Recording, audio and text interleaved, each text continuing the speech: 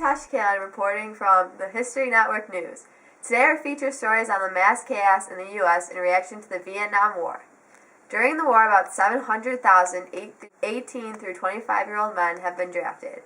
One famous example of these men is Muhammad Ali, an American boxer and three-time world heavyweight champion. Let's hear what he has to say on the issue.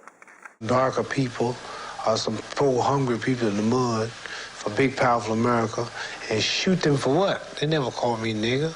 They never lynched me. They never put no dogs on me. They never robbed me of my nationality, raped and killed my mother and father. Well, I'm going to shoot them for what? How can I go shoot them? Them little poor little black people, and little babies and children and women. How can I shoot them poor people? I would just take me to jail. Inevitably, students would challenge Ali on his stand and his convictions. Remarkably, Ali more than held his own against students who had a far better formal education than he. I'm saying you talking about me about some draft, and all of you white boys are breaking your neck to get to Switzerland and Canada and London. I'm not going to help nobody get something my Negroes don't have. If I'm going to die, I'll die now, right here fighting you. If I'm going to die, you my enemy. My enemy is the white people, not Viet Congs or Chinese or Japanese. You my opposer when I want freedom. You my opposer when I want justice. You my opposer when I want equality. You won't even stand up for me in America for my religious beliefs, and you want me to go somewhere and fight, but you won't even stand up for me here at home. As you can see, Ali is enraged over being drafted into a war he doesn't believe in. He risks prosecution and jail time for his protest of the draft. Many other young Americans share his discontent and are starting protests across the country. An estimated 9,000 men have been prosecuted for refusing to fight. We now have valuable footage from a protest at the Pentagon in fall 1967 that we will share with you. Vietnam is not our war. We must say no. Are we gonna go? Hell no, we won't go. Hell no, we won't go. Hell no, we won't go. Hell no, we won't go. Hell no, we won't go. Hell no, we won't go. Hell no, we won't go. Hell no, we won't go. Hell no, we won't go. Hell no, we won't go.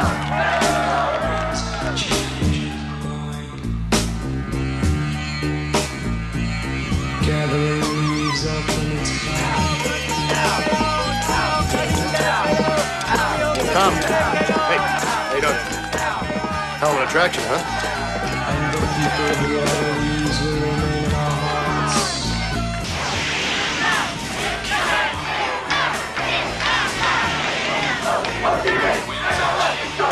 Okay, everybody inside! Everybody inside! They won't hit the women! With the chicks up front, they won't hit the women!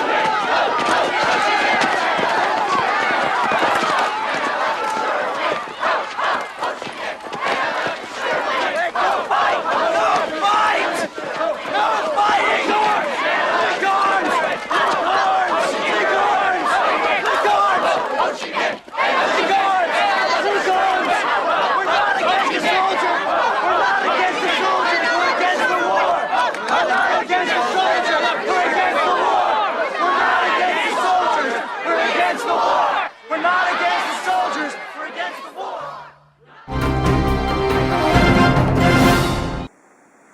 The protests you just saw showed men burning their draft cards and chanting, "Hell no, we won't go." These have become major symbols of the anti-war movement. Another trend from men drafted into the war is to dodge the draft. It is estimated that 60,000 men have fled to Canada to escape the war. Even Tim O'Brien from the popular book, The Things They Carried, considered fleeing to Canada. In other news, the Democratic National Convention happened in Chicago last weekend, August 26th through 28th, 1968. This event was intended to announce Hubert Humphrey as the Democratic candidate for the presidency and to discuss the Democratic Party platform, but it will be most remembered for the violent protests and police riots that happened outside on the streets of Chicago. And now moving off down Balbo Street, and the crowd is running.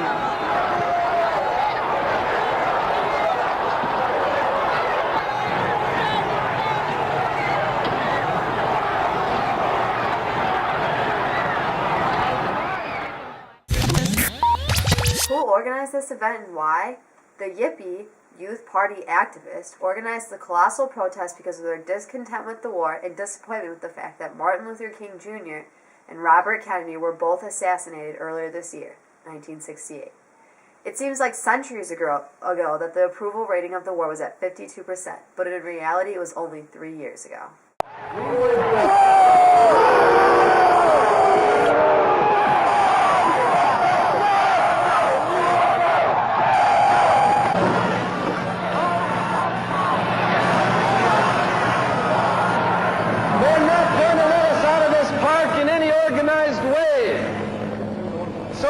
Purposes of survival, you should move out, you should float out in small groups.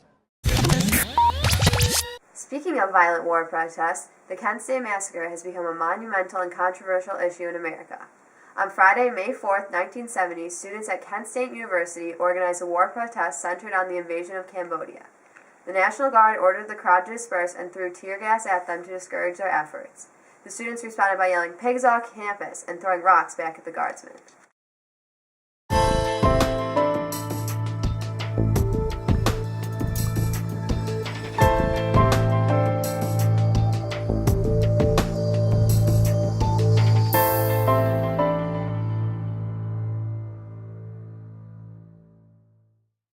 At 12:24, 24 guardsmen took fire onto the crowd, killing 4 students and seriously wounding 9 others. In response to this event, 4 million students at the college campuses have participated in strikes and over 900 campuses have had to close. It has evoked animosity into the American people and turned many against the Vietnam War.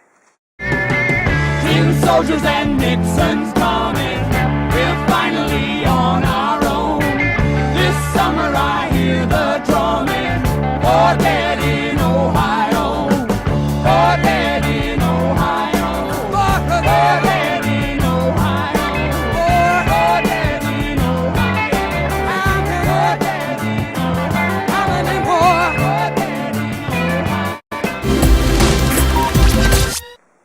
Also a major issue in the United States right now is the treatment of returning soldiers from Vietnam. In past wars, we have seen veterans given parades and recognition for their service, but so far, veterans from Vietnam have not been given a very warm welcome back home. In some cases, they have been spat on or even referred to as baby killers. It has caused many veterans to become outcasts of society and to resent their fellow Americans.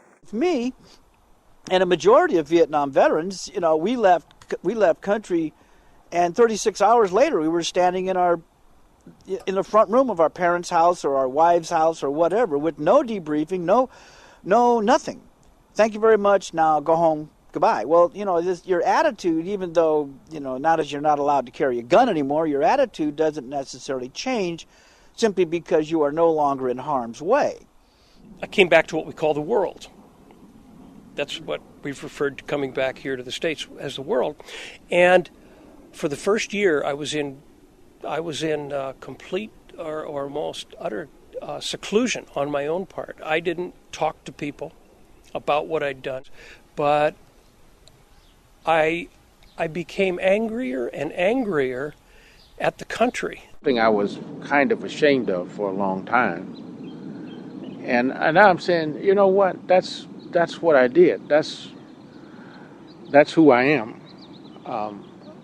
On the one hand, I'm not proud. On the other hand, I'm very proud. I served my country.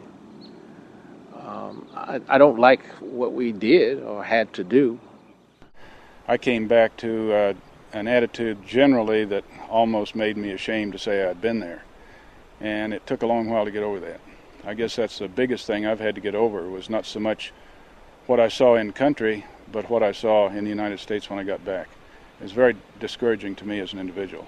When I went over, like in 1966, it wasn't too bad then, no. But I think when I got back out in 67, the times had changed real quickly. And in 1 year, it was hard to realize how the attitude of everyone in the younger generation changed so much. And yet it's my generation, too. It was very hard to accept at times. Even my own sisters at times gave me a hard time and kind of like, why did you go there? I had no choice, and that was it. I came back to people flashing the peace sign and labeling us with terms that were totally inaccurate. And I was just generally angry. And if the subject of Vietnam came up, I usually bristled up and was ready for fight.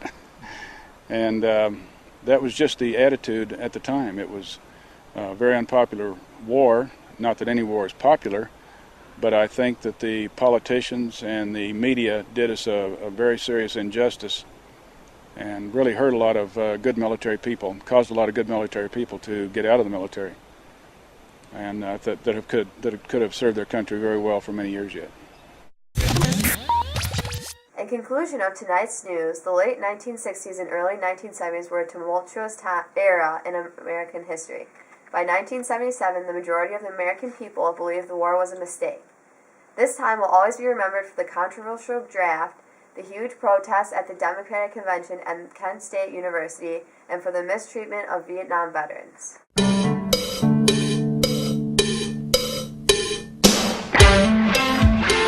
And I will not accept the nomination of my party for another term as your president.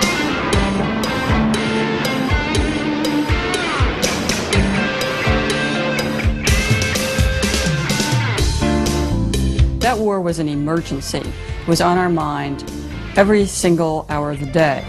Somewhere I read that the greatness of America is the right to protest for rights. My thanks to all of you, and now it's on to Chicago, and let's win there. I think an era ended with Robert Kennedy's death, an era in which we could have accomplished great things. I think there's an amount of bitterness and animosity that our generation is going to carry to its grave. If the things they carried had taken place today, the soldiers in the story would have been treated with more respect when they returned home, and they would have been fighting for our country in Afghanistan instead of Vietnam. The historical connection is a very important component of the story and shapes the plot and purpose of the novel. Well, that's all the time we have tonight. Thanks for watching. You stay classy, America.